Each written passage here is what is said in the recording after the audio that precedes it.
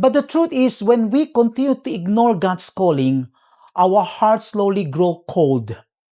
The more we resist involvement, the more comfortable we become in doing nothing.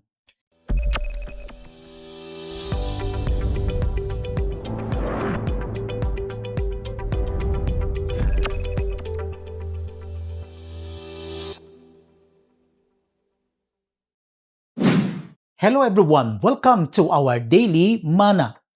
Kind of open our Bibles in the book of Revelation chapter 3 verses 15 to 16. As the word of the Lord says, I know your deeds, that you are neither cold nor hot. I wish that you were cold or hot. So because you are lukewarm and neither hot nor cold, I would spit you out of my mouth. Also in Acts chapter 2 verses 42 to 47, it says here, they were continually devoting themselves to the apostles' teaching and to fellowship, to the breaking of bread and to prayer. Everyone kept feeling a sense of awe, and many wonders and signs were taking place through the apostles. And all those who had believed were together and had all things in common. And they began selling their property and possessions and were sharing them with all, as anyone might have need.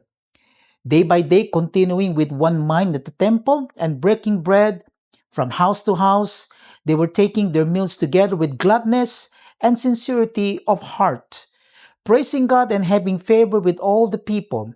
And the Lord was adding to their number day by day those who were being saved. God bless us from the reading of His holy word.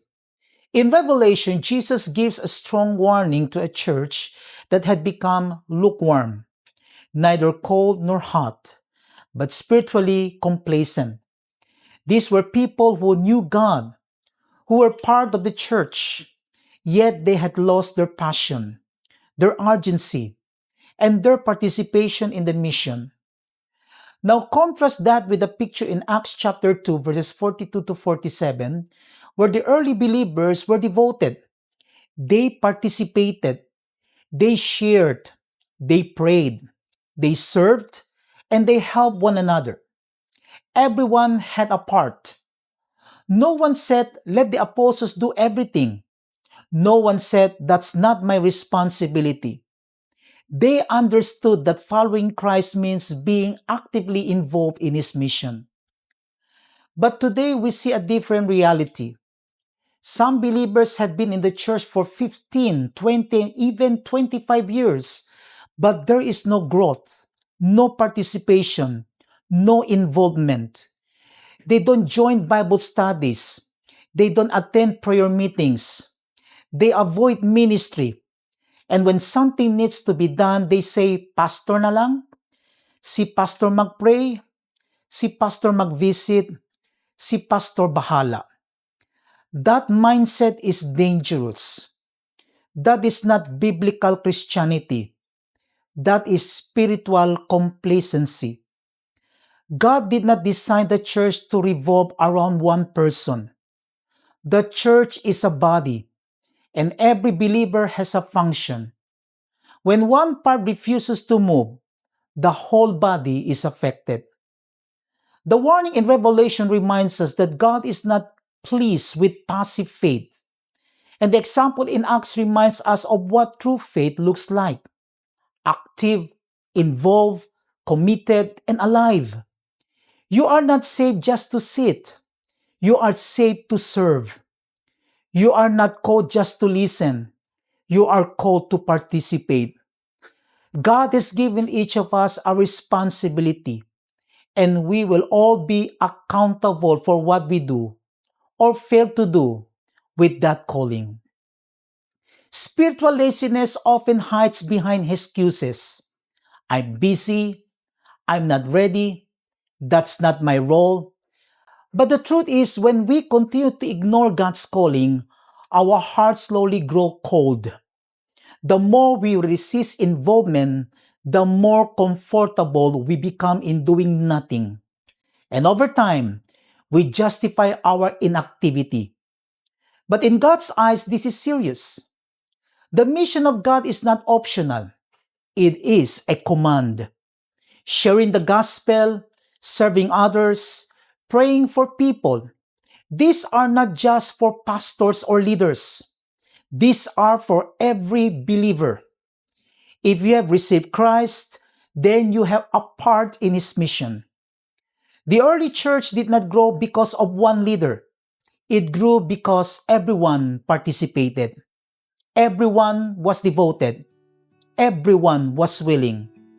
That is the kind of church God desires today. Let's pray. Lord, thank you for your word that corrects and challenges us. Forgive us for the times we became complacent and left the work to others. Forgive us for saying, Pastor na lang, instead of saying, Lord, here I am. Today, we surrender ourselves again to you. Change our hearts. Remove every laziness and give us a passion to serve. Help us to be like the believers in Acts, devoted, active, and willing. Empower us to obey your calling and to take our responsibilities seriously. Remind us daily that we are part of your body and your mission. Do not allow us to remain passive or indifferent. Stir our hearts to participate, to serve, and to share the gospel with boldness. Strengthen your people, awaken those who are spiritually asleep, and unite us as a church that is active and faithful. May our lives reflect obedience and commitment to your calling. We surrender everything to you, and we choose today to do our part. Use our lives for your mission and for your glory. In Jesus' name, amen. Here's the challenge. Today, examine your heart honestly. Are you part of the mission? Or are you just watching from the sidelines? Are you helping build the church? Or are you leaving everything to others? Remember, what you have read in Revelation chapter 3 verses 15 to 16, God rejects lukewarm faith. And remember what you saw in Acts chapter 2 verses 42 to 47. God blesses a church where everyone participates. Stop saying, Pastor na lang. Instead say, Lord, use me. Stop making excuses and start obeying. Join a Bible study. Attend prayer meetings. Get involved in ministry. Share the gospel. Do your part, because one day we will all stand before God and give an account, not just for what we did, but also for what we have refused to do. So today, make a decision. No more complacency. No more passivity. It will take part, or I will take my part in God's mission. God bless everyone, and Shalom.